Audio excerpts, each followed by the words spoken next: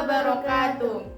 Baiklah, izin perkenalkan, nama saya Nadia Tulusna, NIM 204230114 dari Prodi Pendidikan Guru Madrasah Ibtidaiyah dan dari Fakultas Tarbiyah dan Keguruan Universitas Islam Negeri Sultan Taha Saifuddin Jambi.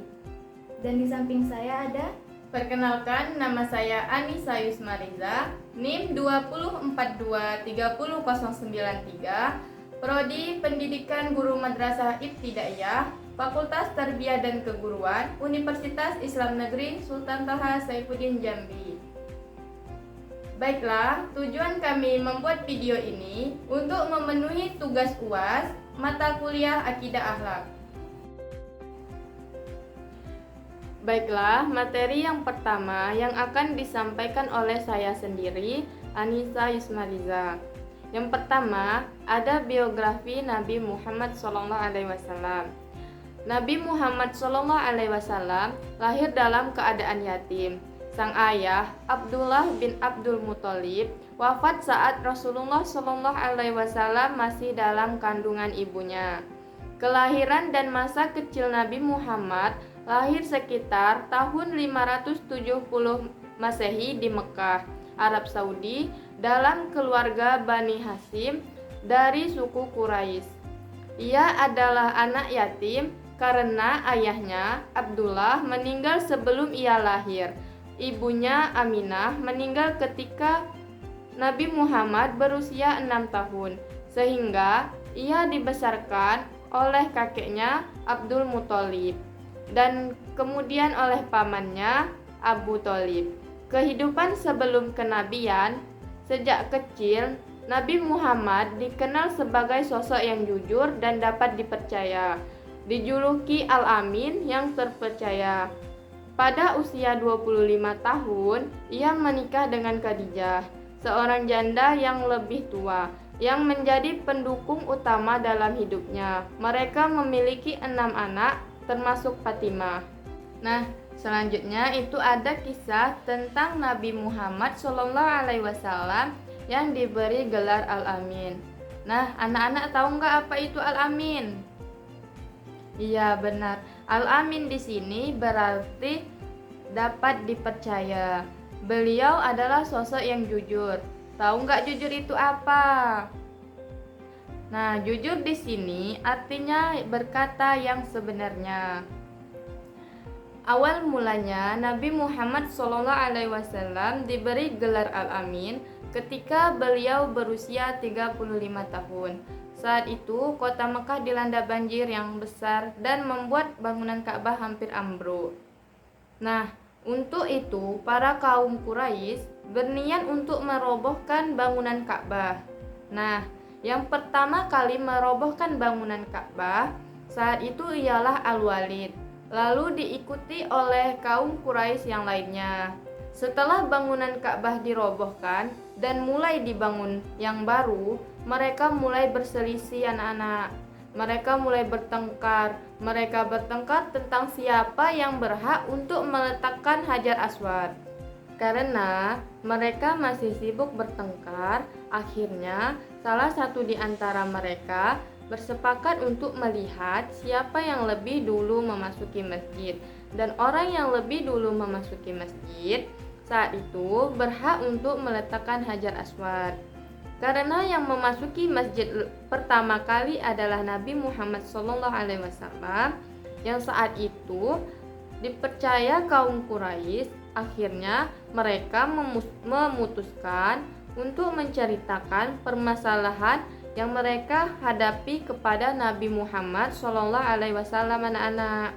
Nah, akhirnya Nabi Muhammad SAW mengambil sebuah kayu dan meletakkan Hajar Aswad itu di atas kain tersebut, di tengah-tengah kain tersebut. Lalu meminta para pemimpin kaum Quraisy masing-masing memegang ujung kain tersebut, sehingga mereka pun dapat meletakkan Hajar Aswad itu bersama-sama, nak. Nah, pesan untuk anak soleh dan solehah semua adalah kita harus bersikap jujur, yaitu berkata yang sebenarnya.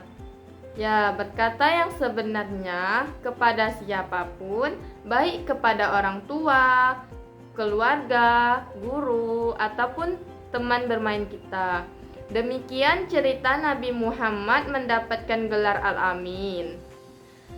Selanjutnya ada teladan Nabi Muhammad SAW.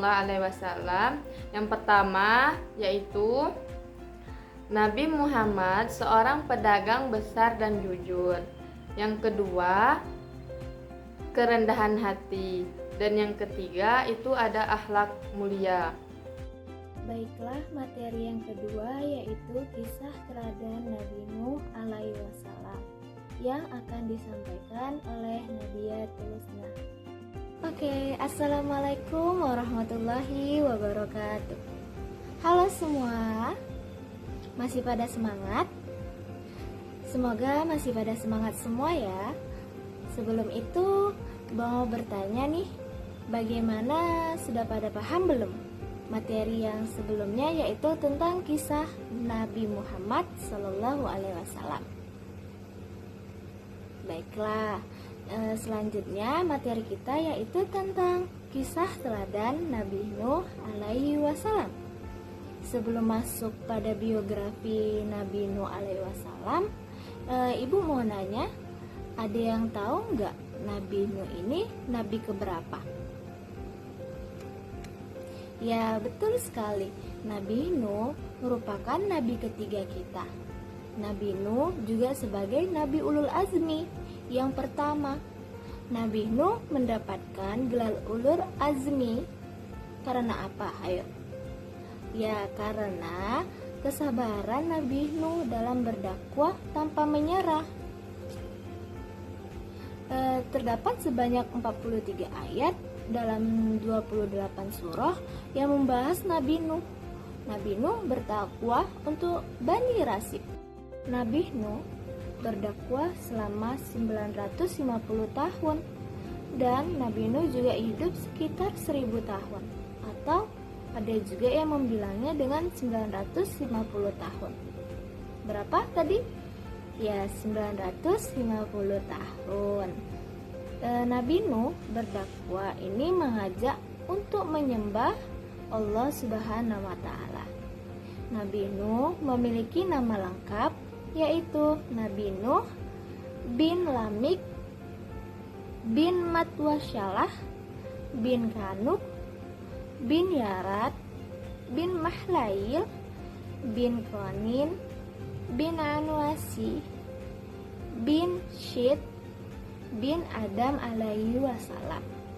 Sangat panjang ya namanya. Nabi Nuh juga memiliki 4 anak laki-laki. Yang pertama, anak pertamanya yang paling tertua yaitu Kanan. Dan terdapat saudara lainnya yaitu Sam, Ham, dan Yafid.